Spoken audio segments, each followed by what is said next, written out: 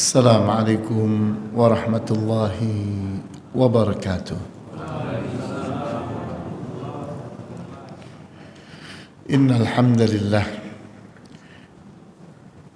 nahmaduhu wa nasta'inuhu wa nastaghfiruhu wa na'udzu billahi min shururi anfusina wa min sayyiati a'malina.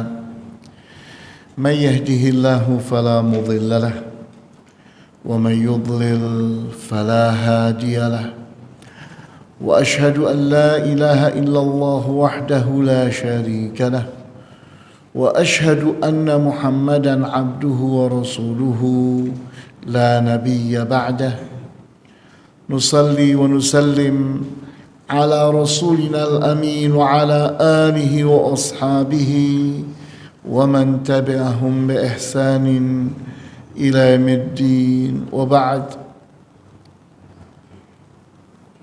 ولقد قال الله عز من قائل يا أيها الذين آمنوا اتقوا الله حق تقاته ولا تموتن إلا وأنتم مسلمون.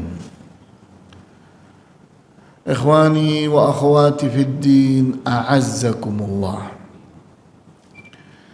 Pada kesempatan pagi hari ini insyaallah kita ingin membahas sebuah pembahasan yang terkait dengan parenting, bagaimana orang tua mendidik dan mengasuh anaknya. Saya ingin berangkat dari rumus pendidikan. Rumus pendidikan itu adalah pendidikan sama dengan pengajaran plus pengasuhan. Jadi saya ulang lagi, ini rumus pendidikan. Pendidikan itu sama dengan pengajaran plus pengasuhan.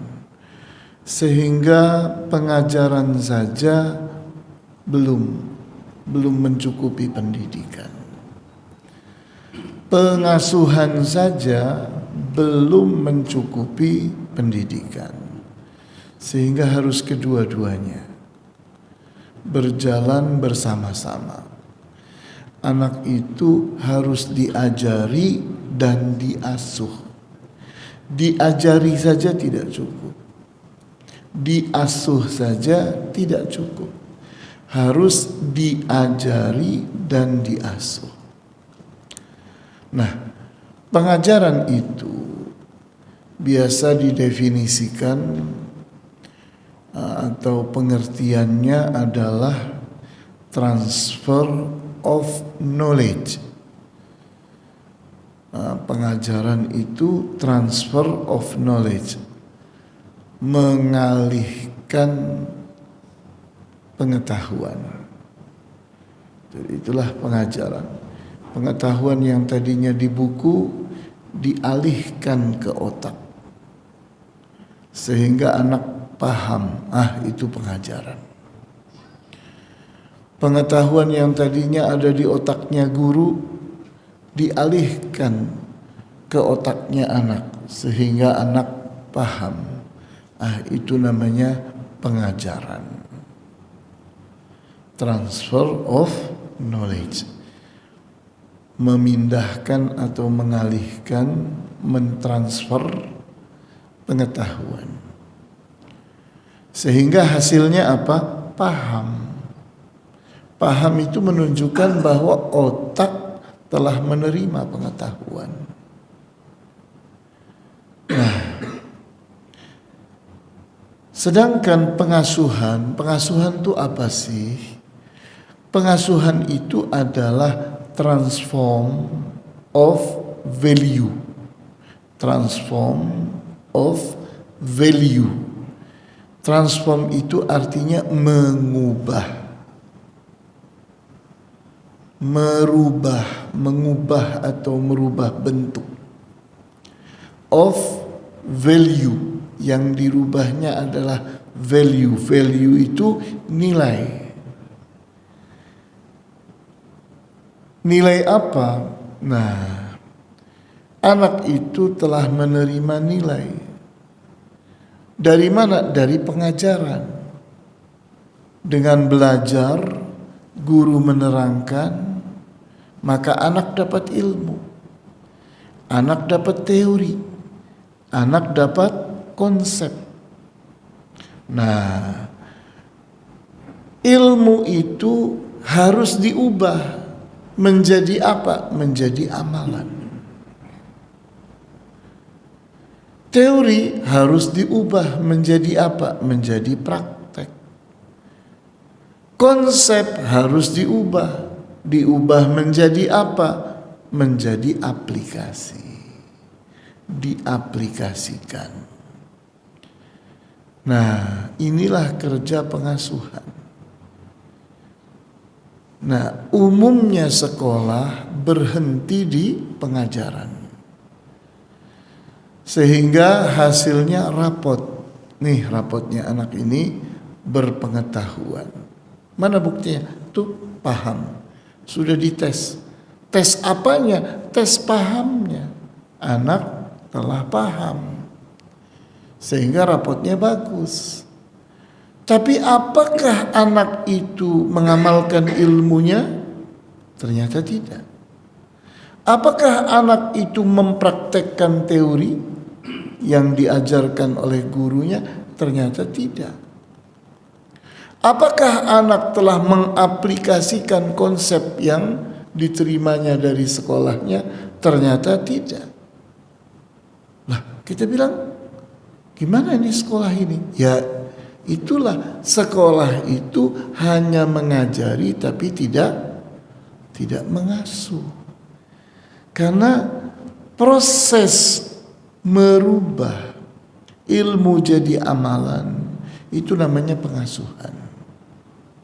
Nah, guru tidak melakukan itu. Proses merubah teori menjadi praktek tidak dilakukan oleh guru dan tidak ada tesnya. Rapot dan ijazah tidak berbicara tentang bagaimana anak itu mengamalkan ilmunya, bagaimana anak itu mempraktekkan teori, bagaimana anak itu mengaplikasikan konsep. Ternyata tidak ada nilainya. Memang tidak diuji oleh guru. Rapot tidak berbicara itu. Nah, di sini. Oleh karena itu, kita melihat bahwa di sini letak kerjasama antara rumah dengan sekolah. Karena sekolah itu ternyata membatasi diri. Kerjanya hanya mau apa? Mau apa? Mau pengajaran saja. Ya. Mau ngajari saja sekolah itu. Adapun prakteknya, pengamalannya, kemudian bagaimana aplikasi dari pengetahuan itu, ternyata sekolah tidak mau mengurusi. Sehingga jadilah pengasuhan itu tanggung jawab siapa? Tanggung jawab rumah, tanggung jawab orang tua. Karena sekolah itu angkat tangan dari urusan pengasuhan. Sehingga kalau ada anak terlibat narkoba, atau ada anak nakal, atau ada anak malas sholat, atau bahkan tidak mengerti sholat, kita lapor kepada kepala sekolah. Kepala sekolah bilang, coba periksa rapotnya, kan bagus. Coba periksa ijazahnya, kan bagus. Sudah, kami sudah selesai katanya. Tugas kami sudah selesai. Jadi ternyata sekolah pada saat ini tugasnya hanya apa? Hanya pengajaran, tidak melakukan pengasuhan. Sehingga pengasuhan itu jadi beban siapa? Beban orang tua. Nah, di sini haruslah terjadi kerjasama yang bagus antara rumah dengan sekolah. Nah, di sini kita ingin mempelajari sebuah metode namanya Katsayan. Katsayan kayak bahasa Jepang, padahal singkatan. Kat itu pendekatan, sa itu pembiasaan, yan itu pelayanan. Di mana metode ini adalah metode yang membuat orang tua, membuat ayah, membuat ibu, membuat seorang pengasuh siapapun dia bisa merubah karakter anak. Bisa merubah karakter anak. Caranya bagaimana? Ya ini yang kita mau pelajari. Dekati. Kalau sudah dekat, biasakan. Kalau sudah biasa, layani. Jadi nanti anak itu akan berubah dengan 3 tahapan tadi. Pendekatan, pembiasaan, pelayanan. Dan insya Allah saya tidak akan terburu-buru bersama antum. Saya ingin sedikit demi sedikit supaya bisa diamalkan. Kita praktekkan sedikit-sedikit. Sehingga nanti metode ini benar-benar kita kuasai. Maka apa sih Katsayan itu? Katsayan itu adalah singkatan dari 3 kata. Pendekatan, kemudian pembiasaan, kemudian pelayanan. Nah, Katsayan adalah konsep dalam mengasuh secara umum. Jadi kalau kita mau mengasuh, maka ini teorinya, ini metodenya. Baik dalam mengasuh anak kecil maupun dalam mengasuh orang dewasa sekalipun. Jadi kalau kita ingin merubah, ini orang sudah tua tapi kok jelek ya adatnya, karakternya, wataknya, bisa dirubah atau tidak? Bisa. Caranya bagaimana?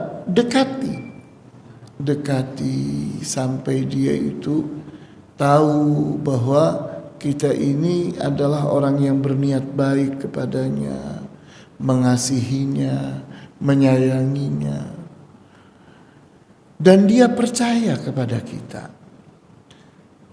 Karena problemnya, kalau seseorang itu tidak dipercaya, maka pengasuhan itu terhenti.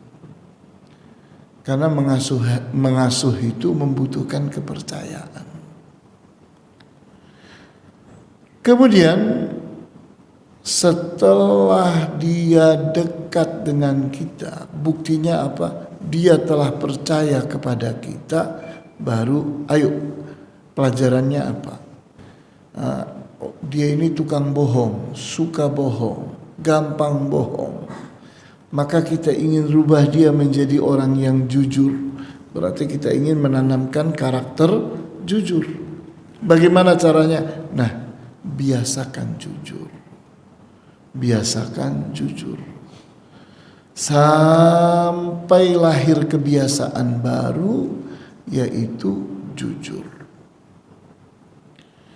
Nah, berikutnya baru layani. Nah, kita layani apa yang bisa membuat dia jujur, apa yang membuat dia termotivasi untuk jujur.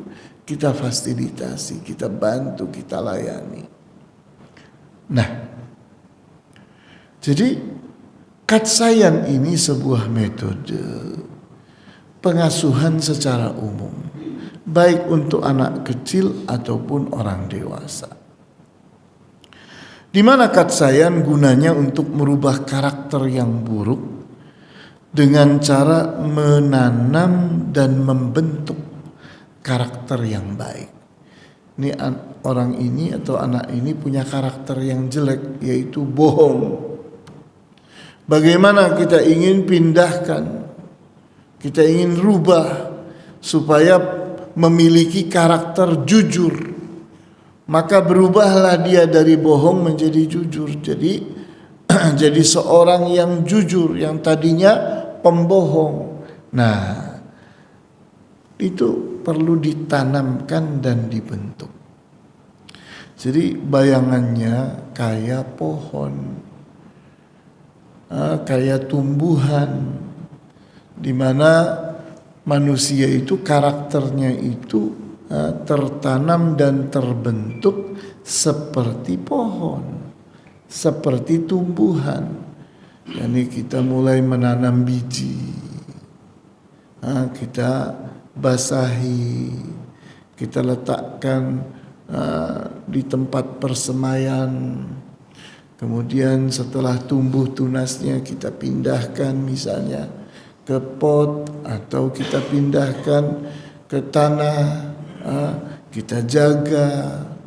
Kemudian dia akan besar, kemudian kita bentuk supaya lurus batangnya itu. Kemudian sampai dia berdaun-daun kita bentuk, yakni arah daunnya dan sebagainya. Terus kita jaga seperti itu.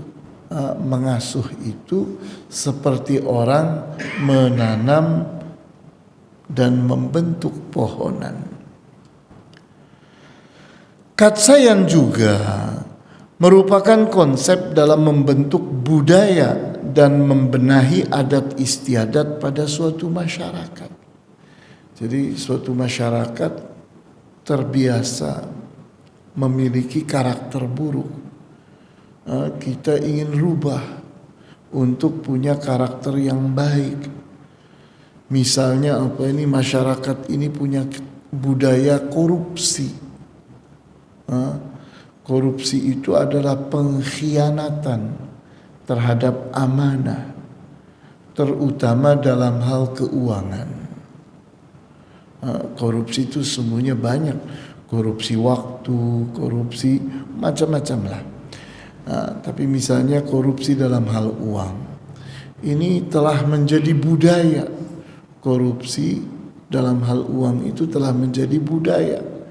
Maka bagaimana nih kita ingin rubah dari masyarakat yang memiliki budaya korupsi menjadi masyarakat yang berbudaya amanah, jujur.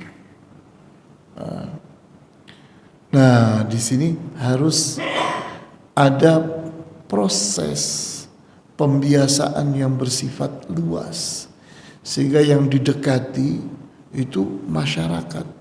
Secara individu satu persatu harus diyakinkan, harus dibuat mereka itu percaya bahwa korupsi itu jelek, bahwa korupsi itu buruk, sampai mereka yakin, sampai mereka itu mau menerima bahwa jujurlah yang baik, amanahlah yang baik, sedangkan korupsi itu yakni jelek, berbahaya, merusak. Nah, baru kita biasakan mereka jujur, kita biasakan mereka amanah, sampai terbentuk kebiasaan baru, menggantikan kebiasaan lama. Kita bilang telah berubah. Maka berikutnya kita layani untuk terus amanah, untuk terus jujur, sampai menjadi adat mereka, menjadi budaya mereka. Jujur itu telah membudaya. Jadi bisa merubah itu, bisa. Caranya apa? Ya ini caranya, katsayan. Katsayan pada pembahasan kita di sini tentunya difokuskan untuk pengasuhan anak secara khusus. Jadi nanti yang akan kita bahas tidak kepada budaya, tapi kepada yakni karakter individu, kepada anak, bagaimana mengasuh anak.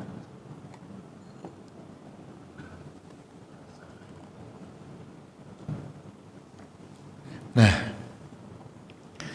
kita pelan-pelan akan belajar satu-satu. Pendekatan, nanti kalau sudah kita kuasai dengan baik pendekatan, kita akan pindah kepada pembiasaan. Kalau kita sudah menguasai dengan baik pembiasaan, maka kita akan masuk ke pelayanan. Nah, bagaimana sih cara pendekatan? Pendekatan adalah aksi dan upaya dalam membuat orang lain bisa menerima kita dan mempercayai niat baik kita. Jadi itulah pendekatan. Nah, jadi kita ini di saat mendekati orang, untuk apa kita mendekati orang? Ya supaya dia bisa menerima kita, supaya dia bisa percaya kepada kita. Jangankan manusia, kucing pun harus didekati. Kita ingin menjinakkan kucing nih, nanti saya akan mau latih kucing ini untuk bisa begini, bisa begitu. Oke, dekati dulu. Maka mulai kucing yang liar itu kita panggil pus, pus, kita kasih sepiring susu, kita kasih ikan asin. Begitu dia mendekat, melihat ada kita, takut dia. Kita mundur, maka kucing itu akan pergi ke susu, minum susu, makan ikan asin. Kemudian kita dekati, kita usap-usap bulu kepalanya, bulu lehernya.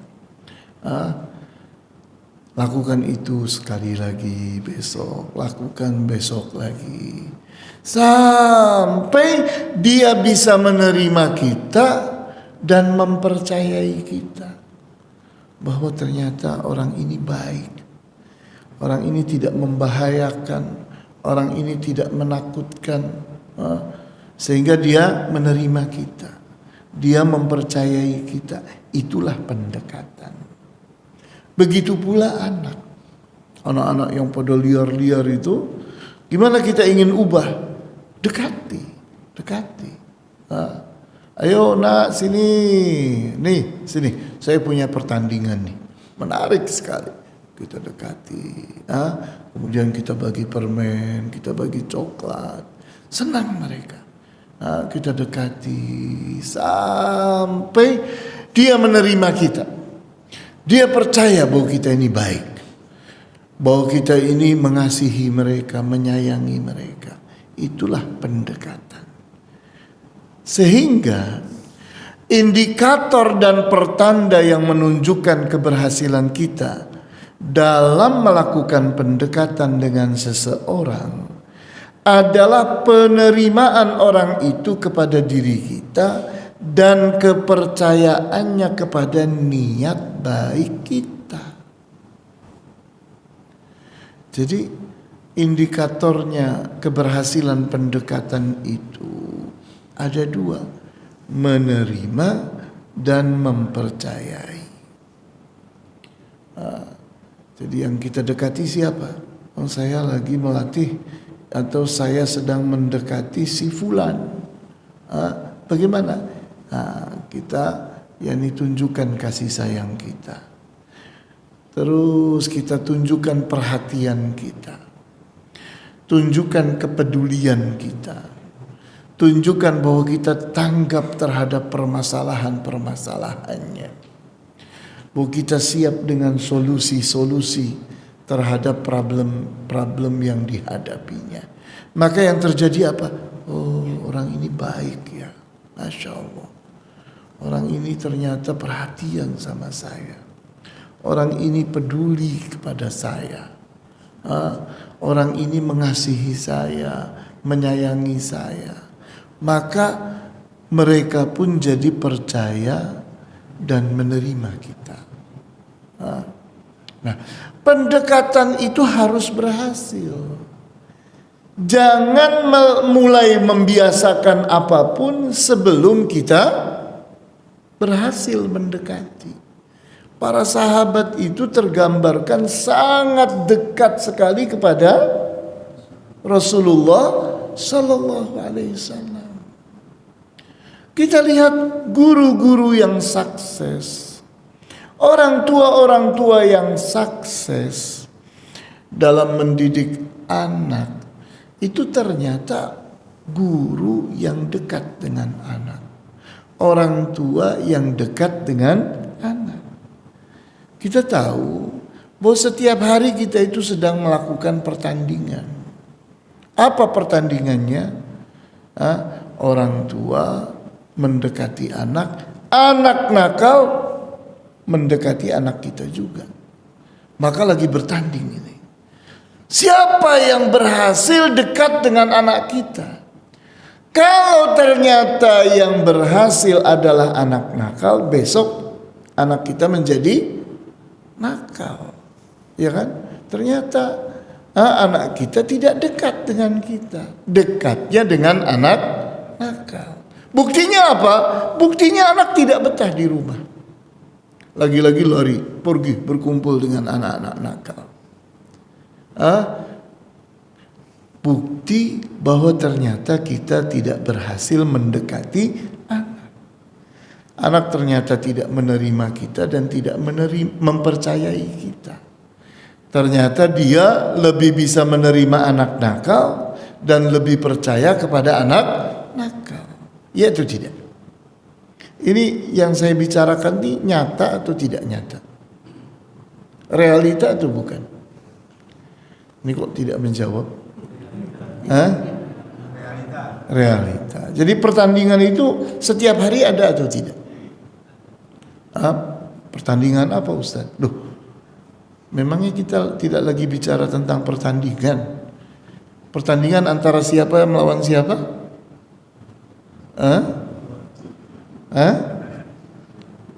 Pertandingan antara orang tua melawan anak nakal. Itu tiap hari. Tiap hari pertandingan itu. Makanya yang kasihan itu orang tua yang duit banget. Ayahnya sibuk dengan duit, ibunya sibuk dengan duit, hanya percaya kepada pembantu di rumah, maka akibatnya apa? Ternyata anaknya berikutnya nakal. Duitnya belum tentu banyak, tapi hasil pastinya adalah anaknya nakal. Ternyata apa yang terjadi? Karakter anak kita mirip sama karakternya pembantu kita. Karena yang menanamkan dan membentuk karakter anak kita siapa? Pembantu. Dan sehari-hari dia betahnya, yakni main dengan kumpulan anak-anak nakal. Tiap hari betahnya hanya nonton TV, membuang-buang waktu untuk game dan sebagainya. Dan tidak dekat dengan anak. Tidak dekat dengan orang tuanya, dengan ayahnya dan ibunya tidak dekat. Butuhnya hanya uangnya saja. Butuhnya hanya materi dari ayah dan ibunya. Adapun kedekatan tidak ada. Nah, ini masalahnya, ini duduk masalahnya.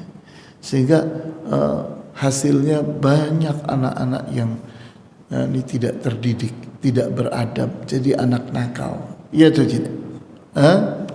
Masalahnya di mana? Ini kegagalan orang tua, kegagalan orang tua dalam melakukan apa? Melakukan apa? Pendekatan. Nah, penerimaan dan rasa percaya tersebut dimunculkan berupa rasa simpati, rasa empati, rasa aman, dan hilangnya rasa khawatir.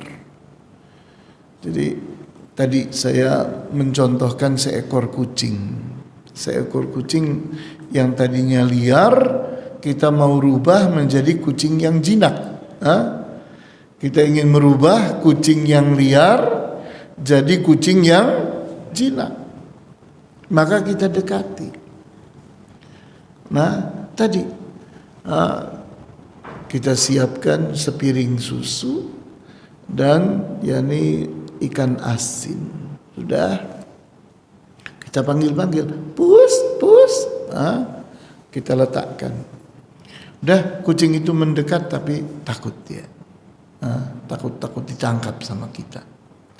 Nah, maka kita mundur, kita menjauh. Dia pun mendekat kepada susu, mendekat kepada ikan asin. Pada saat dia asyik minum susu, makan ikan asin, kita usap. Kita tunjukkan rasa simpati kita kepada dia, rasa empati kita. Itu kita tunjukkan. Sampai dia itu benar-benar merasa, oh, orang ini mengasihi saya, orang ini perhatian kepada saya, menyayangi saya, memperhatikan saya, peduli kepada saya. Maka kucing itu pun merasa aman, dan rasa khawatirnya, rasa takutnya hilang. Maka yang akan terjadi perubahan. Yang tadinya liar berubah menjadi jinak. Sama anak kita pun seperti itu. Kenapa sih setiap diomongi pleos tidak mau mendengarkan, tidak mau perhatian? Jawabnya karena kamu tidak dekat dengan anakmu. Jadi problemnya ini pendekatan itu belum terjadi. Maka membentuk karakter, merubah karakter, menanamkan karakter itu adalah tahapan kedua. Tahapan pertamanya apa dulu? Pendekatan dulu. Sampai apa? Sampai percaya. Sampai apa lagi? Menerima. Menerima dan percaya. Menerima dan percaya itu terbuktikan anak merasa simpati kepada kita, merasa empati kepada kita, merasa aman kepada kita, hilang rasa khawatirnya. Nah, itu tanda-tanda bahwa anak itu telah dekat dengan kita. Tapi kalau anak, percuma, nanti saya dinasehati lagi, bosan. Percuma, banyakan ngomong. Saya nggak demen sama orang banyak ngomong, lari lagi. Nah, itu yang terjadi. Kenapa anak menjauh dari kita? Kenapa anak menjauh dari kita? Karena tidak menerima kita, tidak percaya kepada kita. Dia malah menerima anak nakal. Dia malah lebih percaya kepada anak nakal. Atau malah dia menganggap ibunya adalah pembantu yang ada di rumah itu. Wah, ini ibu dia. Dia merasa dekat dengan pembantu, menerima dan percaya kepada pembantu. Nah, jadi kita lihat ini yang harus ada pada diri kita. Pendekatan bisa dilakukan dengan dua cara, approach dan touch. Approach itu artinya kita berdialog, ngobrol. Kita approach artinya kita dekati dengan cara ngobrol. Kita berdialog sampai dia menerima kita. Dia percaya kepada kita dengan ngobrol yang santai. Kemudian touch. Touch itu artinya apa? Menyentuh perasaannya. Kita sentuh perasaannya. rasa simpatinya, rasa empatinya. Kita sentuh, tunjukkan bahwa kita perhatian kepada dia, perhatian kepada kegagalan-kegagalannya, perhatian kepada keberhasilan-keberhasilannya, perhatian kepada prestasi-prestasinya. Kamu itu pintar, kamu itu bagus, kamu itu anak yang insya Allah akan menjadi manusia besar. Kita tunjukkan perhatian kita. Kita sentuh perasaannya sampai dia merasa empati dan simpati kepada kita. Kalau kita ingin memancing empati orang, lemparkan empati. Nanti kita dapat empati dari dia. Kalau kita ingin mendapatkan simpati dari orang, kita lemparkan simpati, kita akan dapat simpati. Jadi kita mau menangkap apa ini di tengah lautan? Maka lihat, kalau kita ingin mendapatkan ikan besar, lemparkan ikan besar yang ditaruh di pancing, ikan besar. Kalau kita ingin mendapatkan ikan kecil, yang kita lemparkan ikan kecil. Kita akan dapat ikan kecil pula. Jadi kita itu tergantung apa yang kita lemparkan kepada perasaan anak. Kita ingin mendapatkan rasa empati dia, maka umpannya adalah kita berempati kepada dia. Apa sih berempati? Merasa kasihan. Jangan sedih kamu dengan kegagalanmu. Kegagalan dalam hidup ini biasa saja. Orang hidup itu pilihannya bisa berhasil, bisa gagal. Udah, jangan putus asa. Nah, di saat kita berempati kepada anak, maka dia akan berempati kepada kita. Oh, Masya Allah, ternyata ayah itu mengerti perasaan saya. Maka kasihan ayah dan ibu ini capek. Setiap hari berusaha untuk menyenangkan saya, mencukupi kebutuhan saya. Maka empati akan berbalas empati. Kita bersimpati, Masya Allah kamu itu anak yang pintar. Masya Allah nilai kamu bagus-bagus sekali. Kamu ini tidak kalah dengan anak-anak ini. Ibu bangga sekali dengan kamu. Kita bersimpati kepada anak. Maka anak pun akan bersimpati kepada dia, kepada si ibu. Masya Allah, ibu ini memang ibu yang pintar ini. Ibu yang perhatian, ibu yang cerdas. Nah itu. Jadi simpati itu akan menghasilkan simpati pula. Jadi kita ini kadang-kadang hanya bisa menuntut, tapi kita lupa kewajiban kita. Kita ingin anak-anak kita dekat dengan kita, tapi kita tidak mendekati mereka. Kita ingin anak-anak itu berempati kepada kita, tapi kita tidak berempati kepada mereka. Kita ingin anak-anak kita simpati kepada kita, tapi kita tidak bersimpati kepada mereka. Gak bisa. Tidak bisa.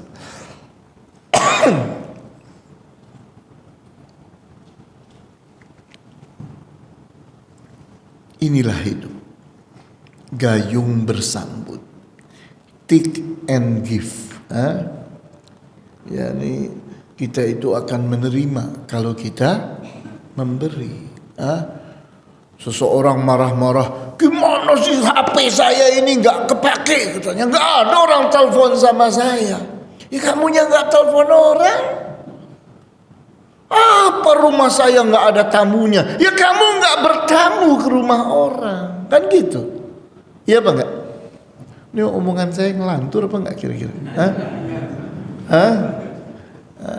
Jadi kita ini seringkali hanya bisa menuntut, tidak mengerti kewajiban kita. Bahwa yang kita hadapi ini manusia. Manusia ini punya perasaan. Manusia ini punya perasaan. Kalau kamu hormati mereka, mereka menghormati kita. Kalau kita mengasihi mereka, mereka mengasihi kita. Kalau kita menyayangi mereka, mereka menyayangi kita. Jadi tergantung apa yang kita lemparkan kepada mereka akan berbalas. Itu gayung bersambut. Itulah manusia. Manusia itu punya perasaan. Kucing punya perasaan atau tidak? Punya. Manusia lebih halus lagi perasaannya, lebih kuat lagi perasaannya dibandingkan kucing. Kucing kemarin kita keplak, hari ini kasih susu, tetap dekat dengan kita. Tapi manusia kita keplak, dendam dia kepada kita, ya atau tidak? Jadi ini ada dua model pendekatan. Ini yang kita ingin pelajari nih. Model pendekatan itu ada dua, apa sih? Tadi dua itu apa saja ya? Apa? Approach dan touch. Jadi hari ini kita ingin selesai dari ini nih, sambil mempraktekannya. Nanti saya minta antum praktek ini. Nanti kalau tidak ada prakteknya, ini pelajaran hilang. Jadi kita ingin dapat teori dan praktek. Kita ingin dapat konsep dan aplikasinya. Kita ingin dapat ilmu dan amalannya. Nah, apa sih approach itu? Approach itu sederhananya ya ngobrol, dialog. Itu namanya approach. Kalau touch itu kan menyentuh HP kita, apa katanya touch screen, iya kan? Screennya layar itu. Touch sentuhan. Jadi dengan disentuh aja dia pada bergerak. Serut. Oh itu touch screen. Nah, artinya dengan sentuhan. Bagaimana sih, apa yang dimaksud dengan sentuhan? Sentuh perasaannya. Sentuh empatinya. Sentuh simpatinya. Sentuh dia dengan perhatian kita. Sentuh dia dengan kepedulian kita. Sentuh dia dengan sikap tanggap, dengan kasih dan sayang. Kita sentuh dia, maka dia akan berbalas. Akan berbalas dengan hal yang serupa. Sampai di sini bisa dipahami atau tidak? Bisa ya? Oke. Kita pelajari satu-satu. Pengertian approach. Approach adalah istilah dalam bahasa Inggris yang artinya pendekatan. Melakukan approach artinya melakukan pendekatan. Jadi secara umum approach itu artinya pendekatan. Namun dalam pembahasan kita pengertiannya menjadi lebih spesifik, di mana approach itu artinya dialog. Kita melakukan dialog yang seringkali disebut dengan ngobrol, yaitu bercakap-cakap dengan santai. Jangan serius, santai aja. Kalau serius itu nanti tegang. Bakal ada pertanyaan nih, bakal ada penilaian nih. Nanti ada yang naik, ada yang nggak naik. Ini nanti ada ujian ini. Tegang. Nah itu bukan. Approach itu tidak boleh tegang. Approach itu harus santai, harus dekat, harus akrab, harus anak itu merasa tidak ada beban. Begitu ada beban, wah ini resmi amat ini. Ini akan ada penilaian ini. Nanti saya bisa-bisa nggak boleh keluar dari rumah nih. Nanti saya, ini namanya tidak santai. Sedangkan approach itu adalah ngobrol santai. Nah, bercakap-cakap dengan santai, itulah approach. Jadi approach itu adalah dialog. Tanamkan di pikiran kita supaya kita bisa membedakan dengan touch. Di mana touch itu nanti bentuknya beda. Bisa dengan tindakan, bisa banyak hal yang semuanya arahnya ke dalam perasaan. Yang disentuhnya adalah perasaan. Tapi approach ini tidak, dia sifatnya ngobrol supaya menghilangkan keasingan yang tadinya merasa, wah ini jangan-jangan menteri ini jangan-jangan anggota dewan ini, oh jangan-jangan polisi ini, oh tegang kita. Tapi setelah enggak ada masalah, santai saja. Oh hilanglah rasa asing. Nah ini menghilangkan rasa asing inilah tujuan dari approach kita. Karena yang mau kita buang itu rasa asing tadi, rasa khawatir, yakni untuk menumbuhkan rasa aman, menumbuhkan rasa senang, rasa damai. Itu yang kita mau bentuk itu. Dialog jika dilakukan dengan santai dapat menghilangkan rasa asing, mencairkan perbedaan dan menimbulkan keterbukaan. Jadi yang tadinya ada jarak yang begitu jauh. Ini kan kita ini hidup di era telah dijauhkannya orang tua dari remaja, ya kan? Kita hidup jarak antara orang tua dengan remaja itu jauh banget. Orang tua dari atas bukit melihat anak-anak remaja itu, aduh, bahaya amat anak-anak ini. Sementara anak-anak remaja itu melihat orang tua, jadul banget nih orang ini, orang planet kali, jauh banget. Jarak antara orang tua dengan anak remaja itu jauh sekali. Anak-anak kalau masih kecil main di masjid sampai kira-kira umur 11 tahun. Begitu lulus SD, ma'assalamah, wa ilal liqa, sudah nggak kelihatan lagi di masjid. Allah alam mainnya di mana, di mall kali, di PlayStation atau di mana kita nggak tahu. Udah nggak doyan lagi, nggak demen lagi sama masjid, ya atau tidak? Ini saya ngomong benar apa enggak nih? Benar ya? Nah ini problem kita. Pendekatan tidak ada. Tidak ada pendekatan kepada anak remaja itu. Waktu kecil mereka bersama kita di masjid ini. Tapi begitu SMP, SMA, hilang sudah. Nanti nunggu udah batuk-batuk baru ada di masjid lagi. Oh sudah batuk-batuk. Ya. Jadi waktu remaja nggak di masjid. Alah, masjid itu dianggap lembaga serius, lembaga bukan tempat saya itu, masjid itu. Iya. Nah di sini ini artinya kita gagal melakukan approach kepada anak-anak remaja. Nah, jadi apa sih yang kita perlu lakukan di saat kita approach? Jawabnya dialoglah. Di mana dialog itu menghilangkan rasa asing.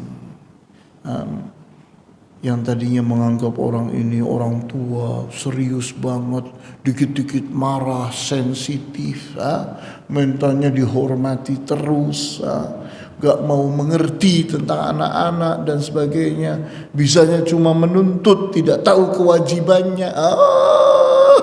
Ada 1001 alasan yang menyebabkan anak-anak kita itu jauh dari kita. Nah, maka dialog yang santai tadi itu harus berhasil membuang rasa asing, mencairkan perbedaan, mencairkan jarak yang begitu jauh, kemudian menimbulkan keterbukaan. Anak jadi terbuka di saat kita nanya, nak, apa sih masalahnya kamu ini? Kalau dia melihat kita dengan rasa curiga, mau ngapain nih orang? Jangan-jangan kalau saya jawab nanti banyak masalah ini, jadi panjang nih ceritanya. Enggak, lari dia. Tidak ada keterbukaan, tertutup dia. Nah, itu artinya kita gagal melakukan apa? Approach. Di mana orang melakukan approach itu hasilnya hilangnya rasa asing. Kemudian cairnya perbedaan, jarak yang begitu jauh itu, kesenjangan, itu hilang. Terjadi keakraban. Kemudian timbulnya keterbukaan yang tadinya disimpan-simpan, sekarang plak dibuka. Berkonsultasi, mau menyampaikan apa adanya, tidak canggung lagi, tidak merasa kaku dan seterusnya dan seterusnya.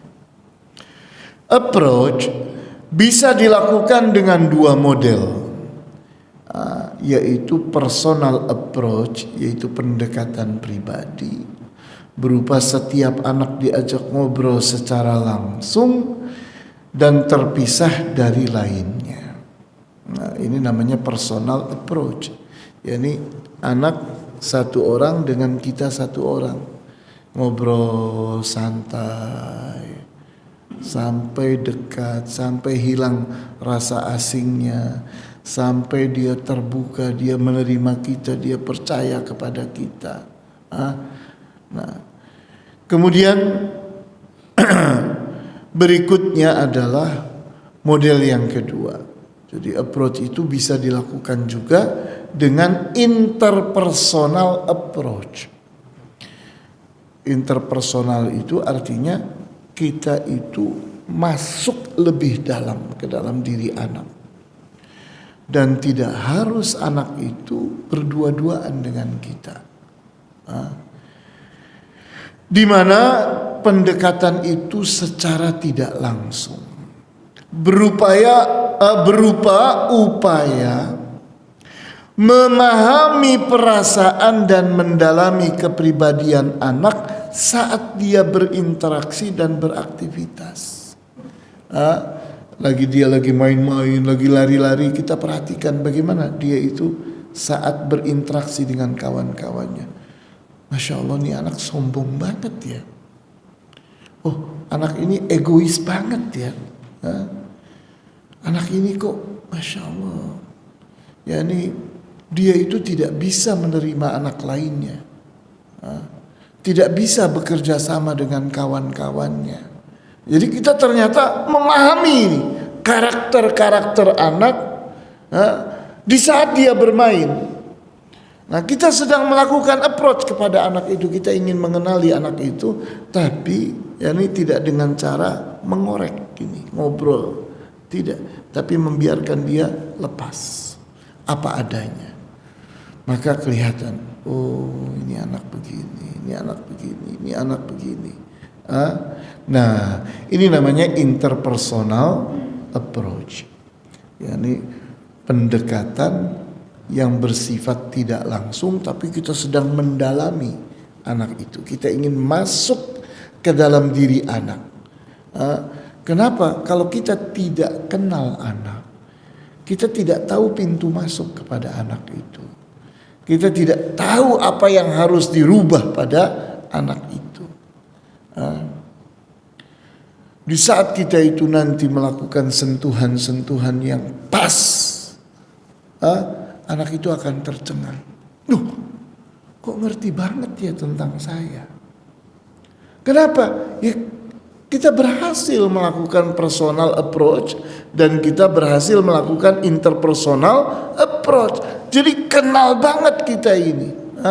Approach kita ini berhasil membuat kita ini mengerti betul anak ini. Plak, gambaran tentang anak ini sudah ada dengan jelas pada kita. Karena pendekatan langsung sudah, pendekatan tidak langsung sudah. Maka sosok anak itu sudah tergambar pada kita. Sehingga berikutnya pada saat kita melakukan sesuatu itu tepat. Kenapa? Karena sosoknya pas. Kita sudah kuasai dengan baik. Nah, apa simulasinya approach ini? Salah satu bentuk personal approach yang mudah diaplikasikan adalah dialog santai yang diwarnai dengan percandaan dan permainan.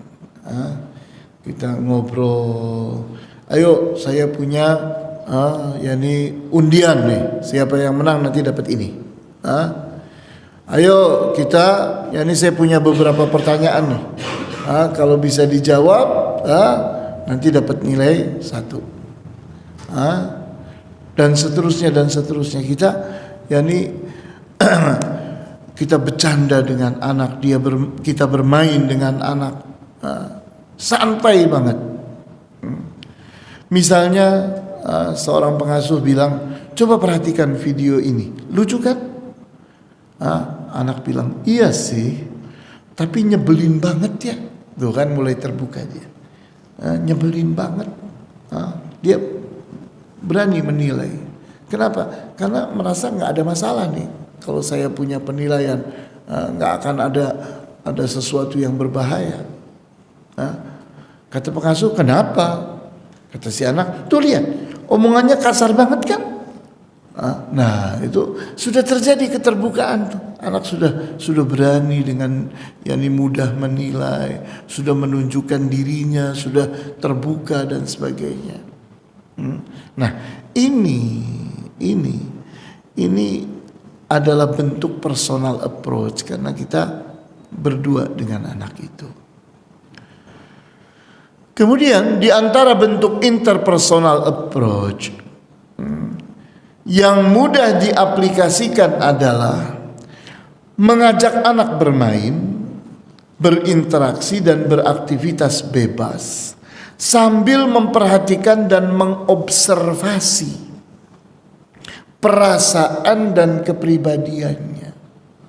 Jadi interpersonal approach itu yakni pendekatan yang mendalam, pendekatan yang merupakan pengenalan. Kita ingin mengenal betul, kita ingin memperhatikan, kita ingin mengobservasi anak.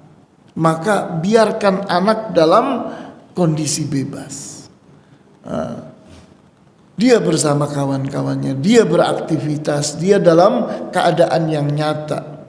Tidak sedang bersandiwara, tidak sedang berdrama di depan kita, tapi apa adanya, nyata.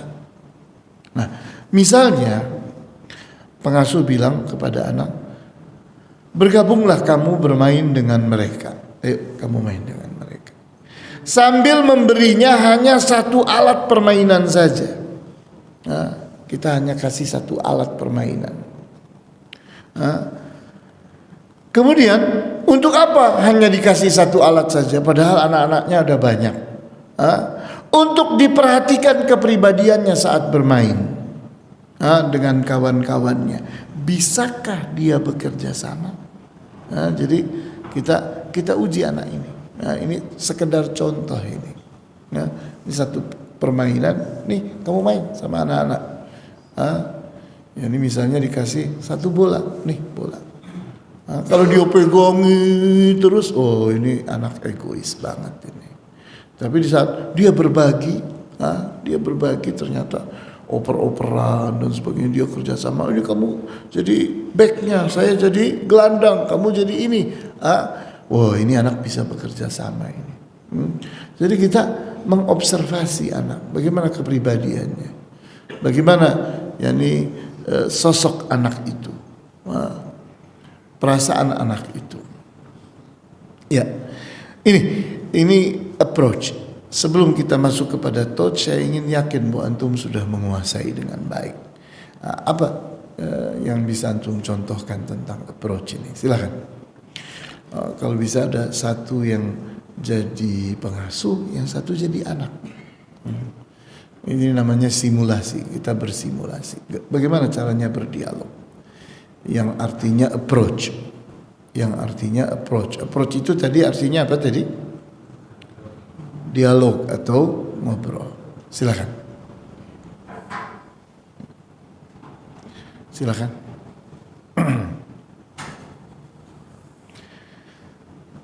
Ayo dong, ada 2 orang. Saya ingin ada praktek.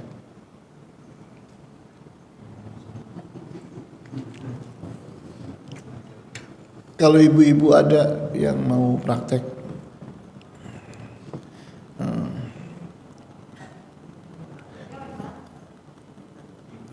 ya maksudnya ada 1 ibu jadi pengasuh, 1 ibu jadi anak. Bersimulasi. Contohnya punya masalah apa misalnya? Ada masalah apa? Contohkan bahwa kita sedang melakukan approach.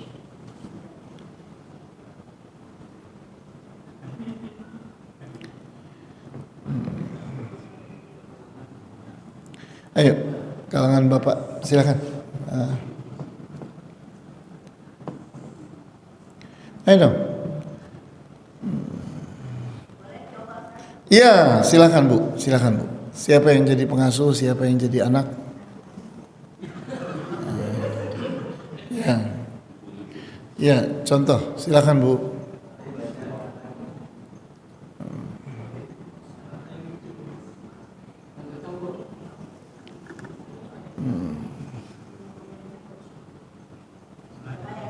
Ya, silakan Bu.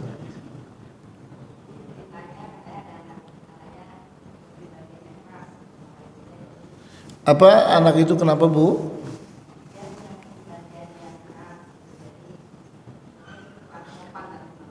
Oh. Ya, silakan.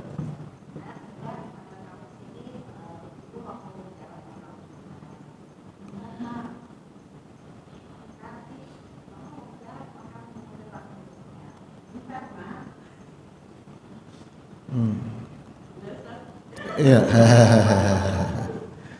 Iya. Apa hasilnya? Apa hasilnya? Hah? Penolakan. Berarti berhasil apa enggak tuh? Namanya enggak berhasil itu. Ya kan? Dengan approach itu kita ingin anak itu menjadi dekat dengan kita. Menjadi hilang keterasingannya, menjadi terbuka kepada kita. Itu hasil dari approach. Silakan Bapak. Jangan canggung. Ya, silakan, silakan yang lain mau nyoba. Ya, silakan Bu. Ya, silakan.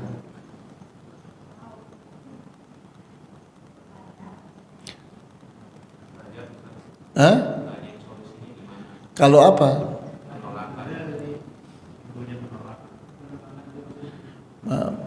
Penolakan terhadap pendekatan yang kita lakukan. Anak menolak pendekatan yang kita lakukan. Nah, itu berarti anak belum bisa menerima kita. Anak belum percaya kepada kita. Artinya apa? Kita ini kan sedang membuktikan bahwa kita mengasihi dia, kita menyayangi dia. Ternyata kasih sayang kita tidak dipercayai oleh dia. Yang ada kecurigaan, yang ada rasa khawatir. Maka kita rubah pendekatan itu, tidak harus. Kita ngobrol dengan cara-cara yang kaku. Kita ngobrol dengan cara yang santai. Misalnya kita bilang, "Nak, kok ibu melihat kamu kelihatan sedih ya? Ada apa sih?" "Enggak sih Bu, biasa-biasa aja." "Oh, biasa-biasa aja. Tapi kok mukanya kayak begitu amat?" "Kenapa sih Bu?" "Ya itu kamu kok kelihatan kayak nyimpen masalah deh." "Iya sih Bu, tadi saya berantem sama kawan." Nah, kan mulai kebuka di situ. Ya apa enggak?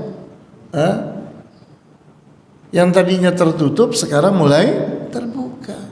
Nah, kita harus pandai menggali, kita harus pandai untuk membuang rasa takut anak, membuang rasa curiga anak, membuang rasa khawatir anak. Maka akan terjadi kedekatan. Ya coba sih, ini pokoknya kalau belum ada yang bikin contoh, bersimulasi, saya belum pindah ke touch. Silakan. Pak Syatori kelihatannya mau nih. Coba antum berdua. Iya, Pak Syatori dengan siapa namanya? Reza. Ya, Reza jadi apa ini? Jadi anak. Pak Syatori jadi pengasuh. Silakan. Tentang apa nih Pak Syatori? Saya takutnya kalau nggak ada praktek nanti nggak kita terima dengan baik pelajaran ini. Silakan. Tentang apa Pak Syatori? Misalnya Reza ini malas belajar. Malas belajar. Dia susah kalau disuruh berangkat sekolah itu. Maunya tidur-tiduran, bermalas-malasan. Gimana tuh? Coba Pak Syatori.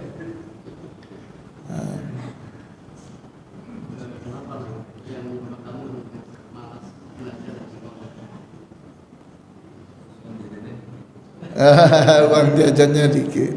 Terus dong. Gimana Pak Syatori?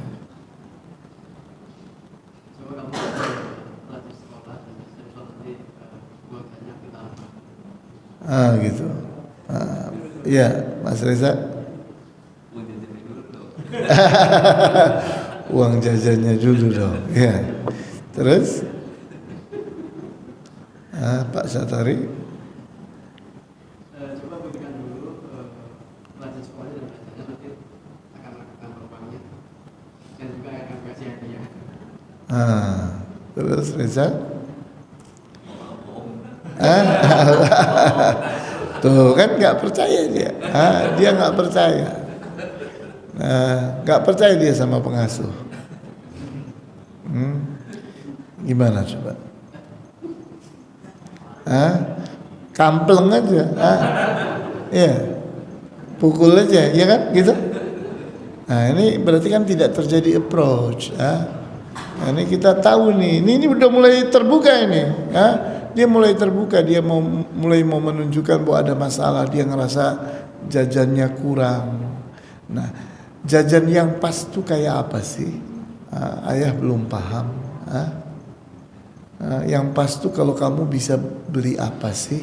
Gitu dong. Ini kita harus mengerti bahwa anak tuh punya masalah, kan gitu. Jangan kita nuntut aja, kamu harus rajin. Nanti kalau rajin saya kasih uang apa? Kita nuntut itu namanya. Ternyata anak juga punya tuntutan kepada kita. Coba rubah bentuknya Pak Syatori. Silakan. Apa kira-kira jajannya anak suka? Apa? Reza? 50.000 keren.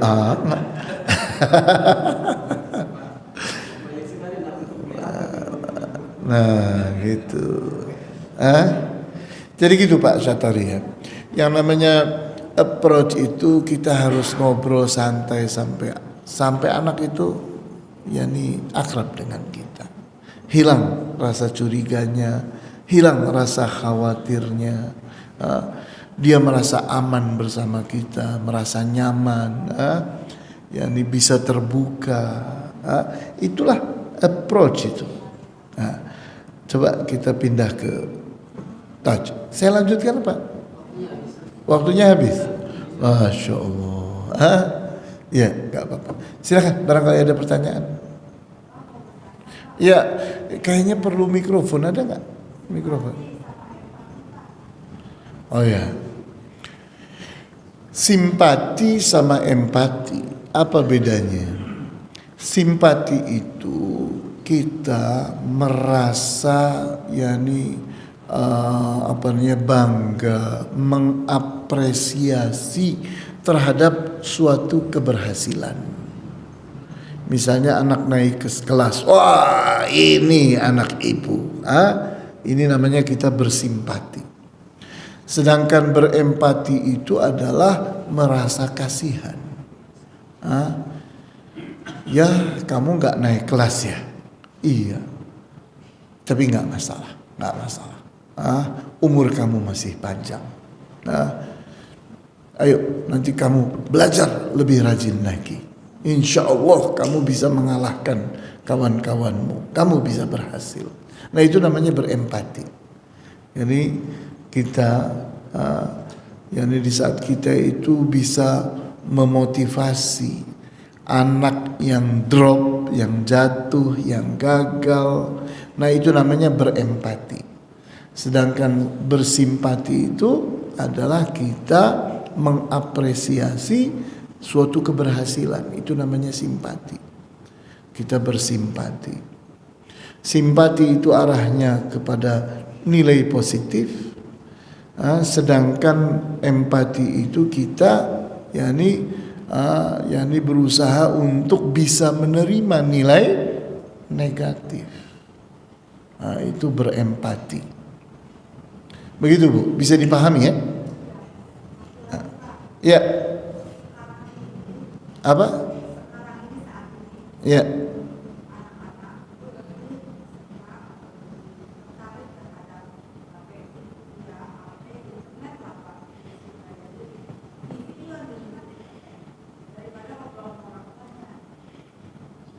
Ya. Ya. Ya, itu justru masalah yang kita ingin selesaikan. Di mana HP itu baik kalau kita mendampingi. Jadi jangan membiarkan anak main HP tanpa pendampingan.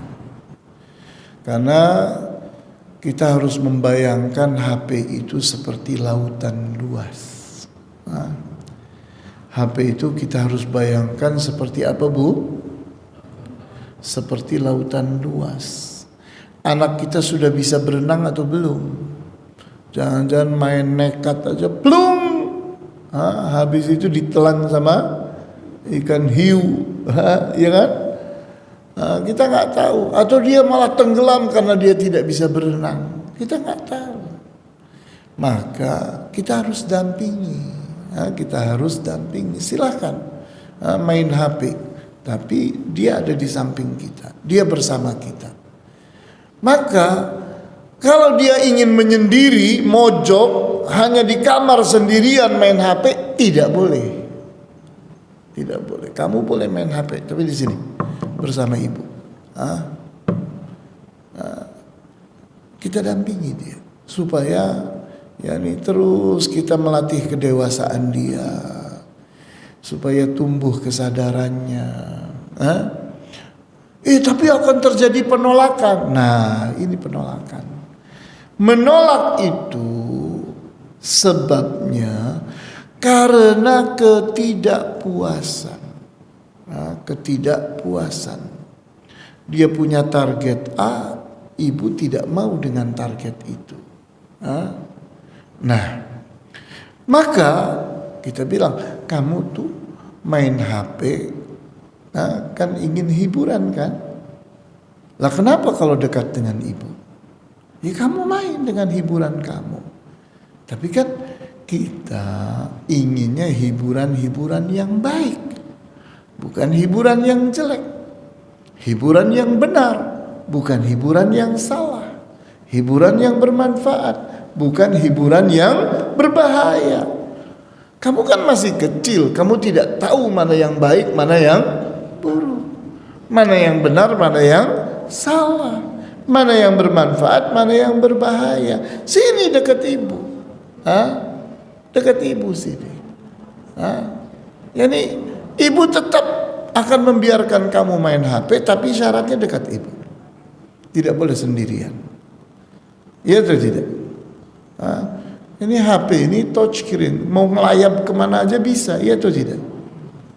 Mau pergi kemana? Ke Amerika bisa, ke negara manapun bisa, iya atau tidak?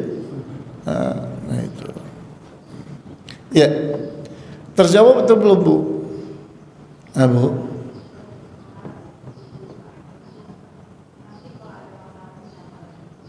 Oh ya. Ya, baiklah. Kita cukupkan. InsyaAllah kita lanjutkan lagi pada kesempatan yang akan datang. Ini baru 6 slide ini. Semuanya ada 20 slide. Iya, karena kan tadi seperti saya bilang pendekatan, habis itu baru apa tadi? Apa yang kedua setelah pendekatan? Pembiasaan. Nanti setelah pembiasaan baru pelayanan. Ini pendekatannya masih kepotong ini, ya. Nah, nggak apa-apa. Yang penting antum menguasai pelajaran ini, teorinya dan prakteknya. Baiklah, kita tutup. Wallahu taala a'lamu bis-shawab. Walhamdulillahi rabbil alamin. Wa sallallahu ala asyrafil anbiya'i wal mursalin wa ala alihi wa ashabihi ajma'in. Subhanakallahumma wa bihamdika asyhadu an la ilaha illa anta astaghfiruka wa atubu ilaik. Wassalamu alaikum warahmatullahi wabarakatuh.